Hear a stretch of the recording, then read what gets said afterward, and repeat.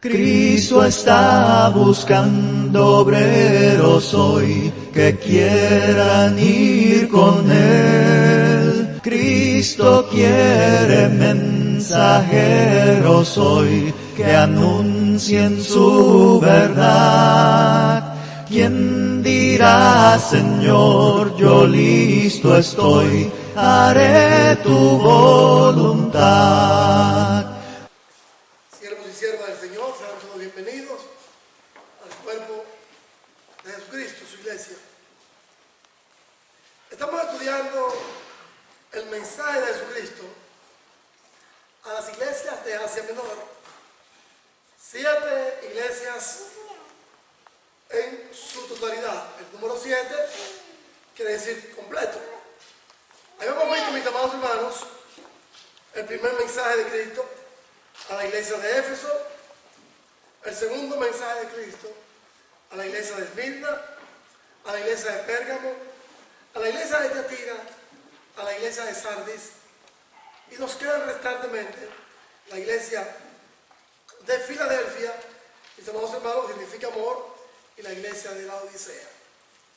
De las 7 iglesias, mis amados hermanos, 5 el Señor la alabó, a las 7 el Señor la alabó, y la iglesia aquí son sus miembros, sus líderes, y 5 de ellas el Señor, al darle el ánimo, también le dio la reprensión a esos cristianos de lo que debían de hacer.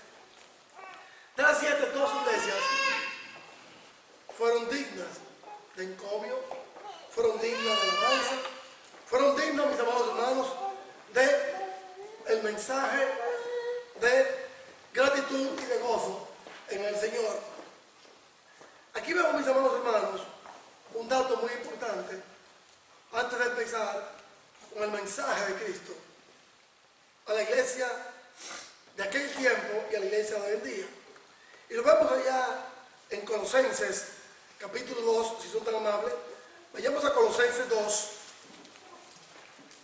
Colosenses 4, versículo 2. Colosenses 4, 2, si son tan amables. Colosenses capítulo 4, versículos 2 y 3. Y oigan lo que el Señor nos dice aquí. En Colosenses capítulo 4, versículo 2. Ya el hermano lo ha leído. Pero este pasaje bíblico tiene mucha conexión, mucho significado con lo que Jesús a través de Juan nos dice. Dice el versículo 2 de Colosenses 4. Perseverad en la oración, velando en ella con acción de gracias, orando también al mismo tiempo por nosotros, a fin de dar a conocer el misterio de Cristo, por el cual estoy preso, para que se manifieste lo que debo hablar. Andad sabiamente para con los de fuera, redimiendo el tiempo. Sean vuestras palabras siempre con gracia, sin nada con usar, para que sepáis cómo debéis responder a cada uno. ¿Por qué este pasaje de Colosenses 4 tiene paralelismo con la iglesia de Filadelfia? Déjenme darle un avance rápido de la conclusión que Jesús le dice a los hermanos de Filadelfia. ¿Cuál era la bendición de estos hermanos de esta iglesia?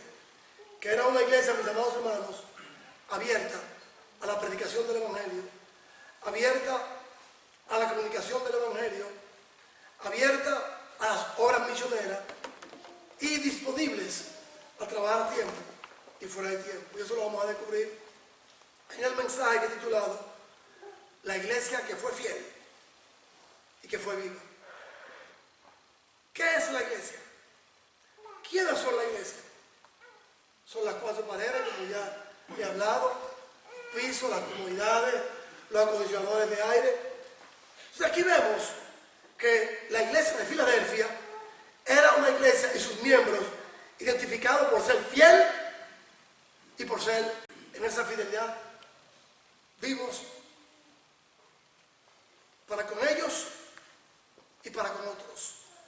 Vamos principios bíblicos en esta iglesia de Cristo en Filadelfia, y es, como ya de costumbre, lo he visto y se lo he dicho muchas veces a ustedes, el destinatario, el que habla, las recomendaciones, dos grandes esperanzas que tenían ellos y el consejo que viene de Cristo a sus miembros. La iglesia de Cristo de Filadelfia, por ser fiel y viva, tenía una gran bendición en su comunidad. ¿Alguna vez? Se nos van a hacer varias preguntas aquí. ¿Alguna vez ha visto una iglesia que sus miembros estén vivos y que sean fieles? La pregunta que tenemos aquí. ¿Ha visto usted en su vida de cristiano una iglesia fiel y viva? Y cuando hablo de iglesia, estoy hablando de sus miembros. Segunda pregunta. Una iglesia que al ser viva se concentre únicamente en Jesucristo. Tercera pregunta. ¿Ha visto usted una iglesia que se convierta a Jesucristo y que Jesucristo sea el centro de su mensaje en sus vidas? Hablando de los cristianos. Cuarta pregunta. ¿Ha visto usted una iglesia que se centre en alcanzar a los perdidos hasta que los perdidos crezcan en Cristo? ¿Ha visto usted una iglesia? Sus miembros se centren en enseñar a las personas a amar a Cristo y amarse los unos a los otros. ¿Lo ha visto usted? Una iglesia que se centre en Cristo, que sea fiel, que se concentre en Jesucristo, que su único motivo y centro sea Cristo, que se centre en alcanzar a la gente perdida para Cristo y a vivir y enseñar a amar a Cristo los unos para con los otros. ¿La ha visto usted? Pero si no la ha visto, aquí lo vamos a aprender. La iglesia de Filadelfia era así. La palabra Filadelfia significa amor entre hermanos. El que ama.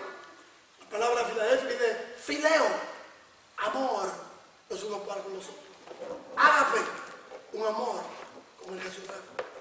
La iglesia de Filadelfia, mis amados hermanos, tenía esas características.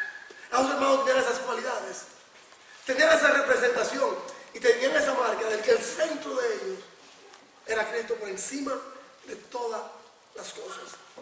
Cristo era el centro en su vida personal, Cristo era el centro en su vida matrimonial, Cristo era el centro en su vida individual para con los del mundo, Cristo era el centro de su vida en todo el sentido de la palabra, en lo moral, en lo espiritual, en lo sentimental, en lo emocional. No había otro lugar en sus vidas, en sus corazones, que no fuera Cristo. ¿Podemos nosotros alcanzar esta meta? Claro. ¿La podemos alcanzar? Claro. Siempre y cuando Cristo Jesús sea el centro de su vida. Esta iglesia de Filadelfia amaba a Cristo. Amaba a Cristo tanto que sus corazones físicos, emocionales y sentimentales no podían estar sin Él. Esta iglesia de Filadelfia y sus hermanos vivieron creyendo y muriendo por Cristo y con la misión que Cristo le había dado a sus discípulos en la tierra, como el Señor decía ya en los evangelios, y por todo el mundo, enseñar, predicar a toda criatura. Esta iglesia de Filadelfia, mis amados hermanos, era una iglesia viva. Eran cristianos vivos, no solamente en lo físico, sino también en lo espiritual, en lo moral, en lo sentimental, en lo humano, en su compartir con los demás. No había un momento en los miembros de esta iglesia, de los hermanos de Filadelfia, que en sus vidas en conjunto y en privado no fuera dar a Cristo a aquellos que estaban perdidos. Ellos daban lo que tenían, no podían dar lo que no tenían, y lo que tenían para dar era Cristo. La pregunta que yo le hago a la congregación hoy en día, a la iglesia: ¿tenemos nosotros a Cristo para dar en nuestros corazones? ¿Nacimos nosotros con el privilegio la virtud de ser personas santas. Bueno, por Cristo Jesús sí, porque murió hace 2000 años. Aunque tenemos la marca y la sombra en nuestras vidas, en nuestro destino del pecado de nuestros primeros padres, Adán y Eva. Pero cuando Jesús dijo: venid a mí todos los que estáis trabajados y cargados, que yo os haré descansar. Llevad mi yugo sobre vosotros y aprended de mí, que soy manso y humilde de corazón. Y haré descanso para vuestras almas, porque mi yugo es fácil y ligera mi carga.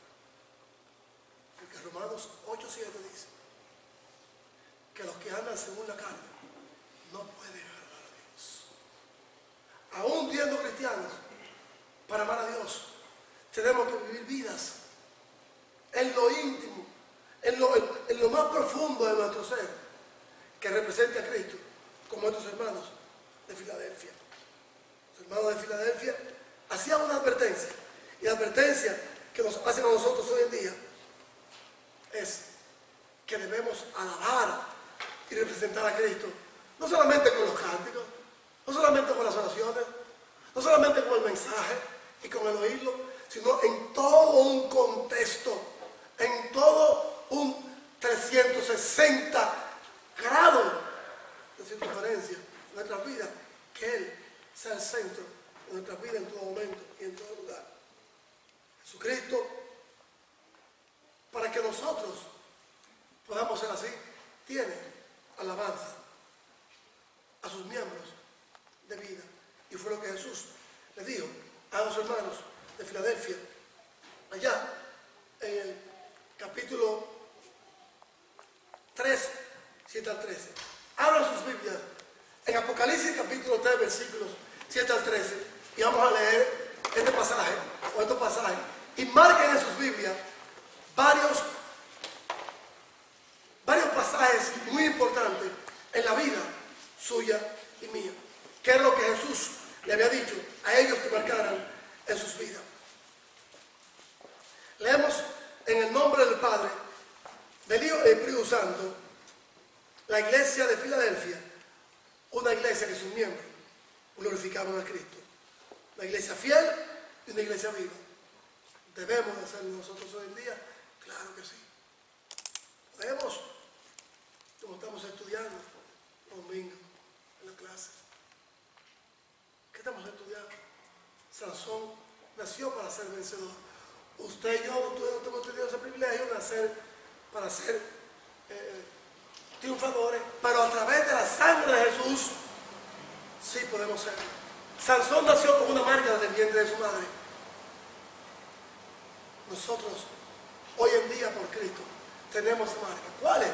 De ser santo, de traer gentes a Cristo y de cambiar nuestro destino para algo mejor. Versículo 7 de Apocalipsis 13. Escribe al ángel de la iglesia en Filadelfia: esto dice el santo, el verdadero, el que tiene la llave de David, el que abre y ninguno cierra, y el que cierra y ninguno abre. Versículo 8. Yo conozco tus obras, he aquí, he puesto delante de ti una puerta, la cual nadie puede cerrar, porque aunque tienes poca fuerza, has guardado mi palabra y no has negado mi nombre. Versículo 9. He aquí, yo entrego de la sinagoga de Satanás a los que se dicen ser judíos y no lo son, sino que mantienen. He aquí, yo haré que vengan y se postren delante de tus pies y reconozcan lo que yo he amado. ¿Se acuerdan cuando estudiamos aquella iglesia que era iglesia y sinagoga de Satanás? Le da una oportunidad de cambio. Versículo 10 en su cristiano. Por cuanto ha guardado mi palabra, palabra de mi paciencia, yo también he guardado y te guardaré desde la hora de la prueba que el mundo va a tener y ha de venir para probar a aquellos y aquellas que están sobre la faz de la tierra. Versículo 11. Y aquí, yo vengo pronto, retén, mantén, agarra lo que tienes para que ninguno tome tu corona. Versículo 12. que venciere, yo le haré columna del templo de mi Dios, y nunca más saldrá de allí. Escribiré su nombre en el libro de la vida de Dios, el nombre de la ciudad de mi Dios, la nueva Jerusalén, la cual desciende del cielo, mi Dios, de mi nombre nuevo. Versículo 13. El que tiene oído, oiga que el Espíritu dice a las iglesias. Subrayen en sus Biblias, en el versículo 7, la palabra ángel e iglesia. Ángel e iglesia. Subrayen la palabra santo y la palabra verdadero. Palabras muy importantes, palabras muy claves. En hebreo, en el griego y en el arameo. En el versículo 7 subraya la palabra ángel, iglesia, santo y verdadero. En el versículo 8 subraya la palabra obras. Por nuestras obras vamos a ser reconocidos, recompensados o castigados. Obras. Ahí mismo, al final del versículo 8, subraya la palabra, has negado, y subraya la palabra nombre. Obras, palabra, has negado y nombre. En el versículo 9, subraya la palabra sinagoga. Sinagoga. Subraya la palabra ahí mismo, Satanás. Se postren. Y al final del versículo 9 es amado. En el versículo 10, palabra importante, claro. Palabra, paciencia, hora, prueba, ha de venir y mundo. En el versículo 10 suena la palabra, paciencia, hora, prueba, ha de venir, suena la palabra mundo, probar, la tierra. En el versículo 11 subraya la palabra, al final del versículo 11, corona. En el versículo 12 subraya la palabra templo. Templo. Subraya la palabra escribe. Subraya la palabra nueva. Subraya la palabra cielo. Y subraya la palabra, por segunda vez, nuevo. En el versículo 13, para concluir, subraya la palabra oído e iglesia. Oído e iglesia. Decían los judíos que el corazón de ellos era el oído, no era esa bomba de carne. ¿Qué vamos a ver aquí, mis amados hermanos? En esta iglesia de Filadelfia, una iglesia viva, unos miembros vivos y unos miembros fieles. Dice el versículo 7 que la carta no solamente fue dirigida al ministro, sino que al ser dirigida al ministro, Jesús le dice al ministro, tiene que leerle esta carta a la iglesia. De la misma forma, de la misma manera y con el mismo mensaje de promulgar la verdad de Cristo en la vida de las otras iglesias, también le decía a los otros ministros, tienen que enseñar no solamente lo bueno, pero también tienen que enseñar lo malo que puede haber en mi iglesia.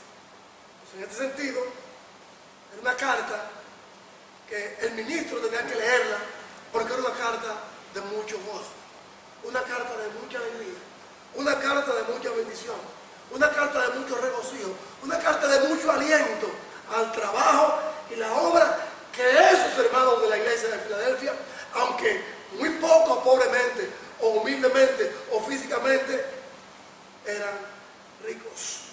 La iglesia era una iglesia que para muchos del mundo parecía que por estar llena en otros ámbitos, con otros puntos determinados, porque eso es lo que la gente tiene. Mientras más llena está la iglesia, más santidad hoy. Ay, no, de verdad. Porque aquí habla de una parte muy importante. Sinagoga. No había una cosa más, según la costumbre y la cultura del judaísmo, que una sinagoga. Para ellos, la sinagoga es el lugar porque para ellos representaba Dios en ese lugar. Pero miren, miren el ejemplo, hermano. Enseñaban y practicaban obras perversas de los nicolaitas, las obras de Jezabel y muchas otras cosas más. Se enseñaba allí. Mucha riqueza en lo material, muchos orgullos, pero el Señor no estaba allí. Claro, el Señor le encomiaba la labor y el nombre que se tenía en los corazones de sus hermanos de las otras 5 iglesias. Pero le decía, pero tengo contra ti algo. Entonces, aquí, en esta iglesia de Filadelfia, al ser una iglesia humilde, una iglesia pobre en lo material, era una iglesia sumamente que sus miembros, una iglesia en conjunto, no la planta física, sino la planta humana, el ente humano, aquellos que como usted y yo le damos vida a este lugar, eran fieles, eran santos, se habían apartado no solamente del mundo en lo físico, sino también en lo moral y en lo espiritual. Salían a ese mundo físico, a sus labores cotidianas, pero tenían un mensaje común. Decirle a esos seres humanos del mundo que Dios también los amaba, que se llegaran a Cristo por el mensaje y las vidas que ellos estaban viviendo. Ellos no podían dar lo que no tenían si no vivían una vida para Cristo, pero estaban dando lo que tenían a otros y era Cristo en sus vidas que le había cambiado. Es uno de los graves problemas en la vida de muchos cristianos ahorita, mis amados hermanos. Estos cristianos contemporáneos de hoy en día, nosotros que pensamos que nuestras vidas no tienen una correlación con nuestra santidad. Lo que yo haga con mi vida en lo público, nada tiene que ver con lo privado. Acuérdense lo que le había dicho esta mañana en la clase. Un hombre que nació para triunfar fue un hombre que sirvió de mal ejemplo. Sansón. Un mal ejemplo. Todo lo que hacía, lo hacía solo. Era un hombre santo en segundo lugar y un hombre que se contaminó a otros, incluso a su propio padre. Entonces, Sansón no podía dar como un buen ejemplo lo que había perdido por no querer cambiar su destino y el curso de sus vidas.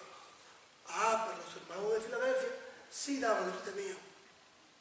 Sí daban lo que tenían a Cristo en sus corazones. ¿Podemos dar nosotros lo que tenemos? La pregunta entonces, ¿quién soy yo? De las 7 preguntas, es una. ¿Somos fieles a Cristo?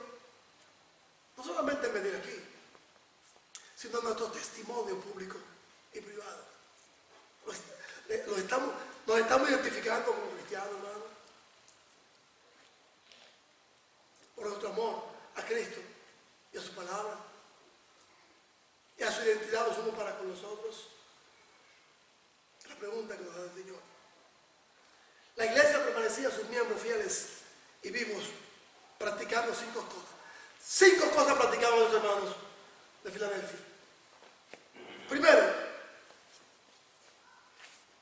vivían en la palabra de Dios a través de Cristo. Ellos sí sabían vivir con las palabras de Dios a través de Cristo Jesús. Estamos viviendo por la palabra de Dios en Cristo Jesús.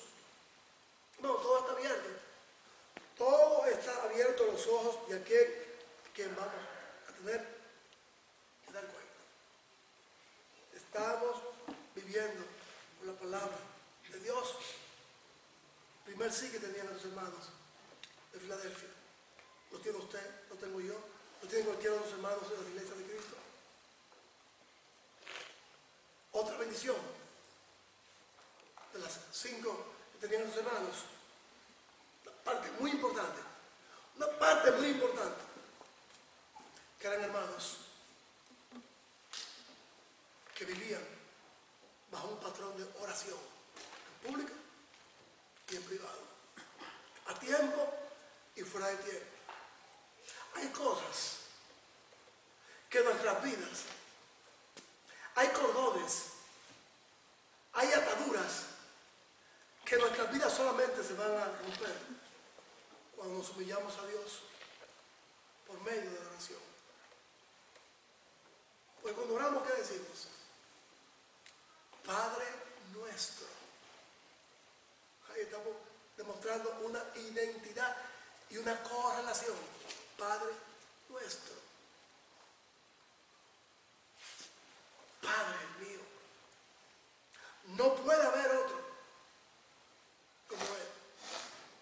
Su padre es muy diferente al mío, el mío fue muy diferente al suyo. Mi papá era mi papá. Mi papá no era el papá suyo no era el mío. Por muchas razones. En lo físico, en lo biológico y en lo consanguíneo. Y en ese árbol genealógico. Era diferente al suyo. Por aquí tenemos una paternidad universal. A lo mejor tenemos miedo, no lo sé. No oramos porque cuando nos arrodillamos en la posición que estemos, decimos Padre, es porque tenemos que hacer lo que Él ha mandado. Padre mío, ¿por qué me llamas Padre si no haces lo que yo te mando? No, castígame, no castigábame. Papá, ahora me llama papá, porque te voy a castigar. Llámame también Padre, por lo bueno que debes hacer para conmigo y la representación y la obediencia que tú necesitas para conmigo. Entonces lo primero que hacemos cuando oramos, Padre nuestro, control, manejo y autoridad. Si eso no existe en nuestras oraciones, cuando decimos Padre nuestro, santo sea tu nombre, claro, lo dijeron los profetas. Hágase tu voluntad en mi vida y en la tuya como se hace en los cielos. Uy, son palabras fuertes. Los hermanos de Filadelfia, a esa palabra específica y divina, cuando iban en oración, decían Padre mío, Padre nuestro. Ahí incluían a toda la humanidad. Que está en tu trono de majestad y de control. Alabado y glorificado sea tu nombre. Lo que hacían los hermanos. En primer lugar, sí vivían los hermanos de Filadelfia la palabra del Señor. Sí vivían en oración. Y el tercer principio, que sí practicaban y enseñaban lo que Dios les decía. Y por todo el mundo prediquen y enseñen. Pero no podemos enseñar y no podemos practicar lo que no estamos viviendo en lo moral, sentimental, espiritual, congregacional. No podemos darlo como tenemos. Sansón nunca pudo dar lo que sí tenía porque lo había perdido. Joab, Judas Iscariote y todos aquellos hombres y mujeres líderes del Señor de esas generaciones y esos tiempos pasados. Cuarto principio de enseñanza que tiene estos hermanos en Cristo. Pareciera muy triste y muy duro la palabra reprensión, la palabra exhortación, la palabra regaño. No. A veces hay hermanos que me han llegado en privado y me han dicho, hermano, el mensaje fue muy duro. El mensaje fue muy duro. ¿Para usted o para quién, hermano? Y yo le contesto, hermano, ¿para quién fue el mensaje duro? ¿Para usted o para todos? Silencio. Hermano, usted no puede hablar.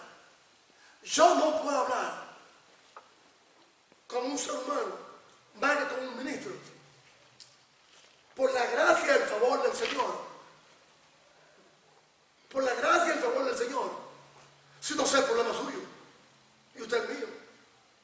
Hermano, ¿cómo usted sabe que el mensaje fue duro? ¿Cómo fue? ¿Cómo fue duro, hermano? ¿Cómo usted sabe? ¿Cómo usted tiene ese termómetro de saber si el mensaje fue duro o fue blandito? ¿Porque se lo dijo otro? ¿O usted lo experimentó en su propia vida? hermano, le voy a decir la verdad. Digo, oh, estoy esperando por mi propia vida. No, pues, hermano, no se preocupe. El mensaje no es mío, el mensaje del Señor. Entonces, ¿qué tenían los hermanos de Filadelfia? Que exhortaban con el mensaje a los creyentes por la palabra viva que era el Señor, a estudiar, a orar y a dar testimonio. Eso lo hacía el predicador de la iglesia de Cristo en Filadelfia. Exhortaba a los hermanos a orar, a santificarse, a andar en santidad y a andar en integridad. Y como quinto y último ejemplo de enseñanza y práctica que conducían a la iglesia: alcanzar a los perdidos, a los necesitados y al mundo. Es algo que usted no tiene que decirme a mí, que es algo que yo tengo que hacer. Yo, los ancianos, y cada uno hacer, hermanos de Filadelfia. Por eso fueron alabados, por eso fueron engrandecidos y por eso fueron aceptados. Sí. El ministro de la iglesia de Cristo en Filadelfia aflojaba o fallaba en alguno de estos 5 principios, la iglesia perdería su punto focal de Jesucristo. Ya no estaría tan viva, tan seria y tan fiel como debería. Pero el ministro se mantenía diligente, vivo y fiel a él mismo, a su congregación. Se mantenía vivo, se mantenía fiel a Cristo. Y este es el motivo por el cual Jesús le encomió y le dijo: léela, léela, léela de la misma forma y de la misma manera que el mensaje mío le dije a Esmirna, a Tiatira, a Pérgamo, a la Odisea. Ahora dice que aunque sean humildes, sean pequeños en número y pocos, tienen un trabajo muy grande que hacer. Mi vida y mi testimonio lo sabe Dios. La vida y el testimonio del hermano yo lo sabe Dios. Y lo sabe la iglesia. La vida y el testimonio de nosotros, los líderes de la iglesia. Tarde o temprano, hermano. Estos 5 puntos, tarde o temprano Dios o no lo ha dicho o no los va a decir. Y yo prefiero que me los diga ahora en vida y que no me los diga cuando muera.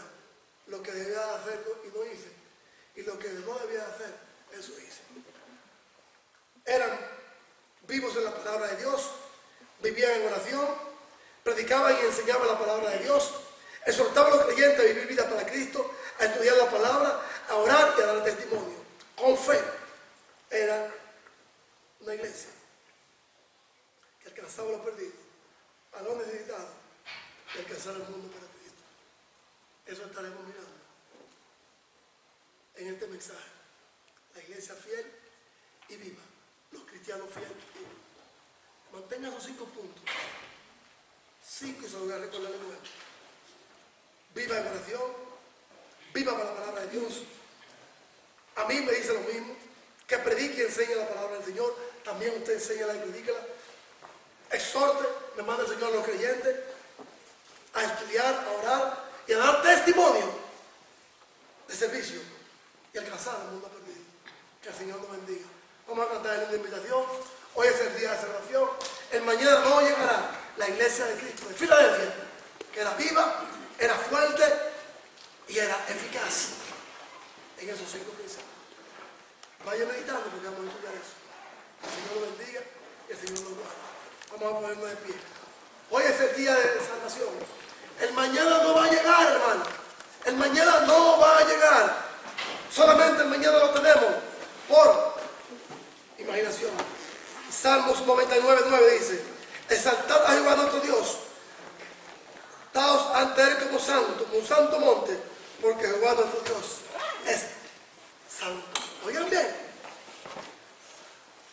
Parados y exaltados delante de nuestro Dios. Santo, porque él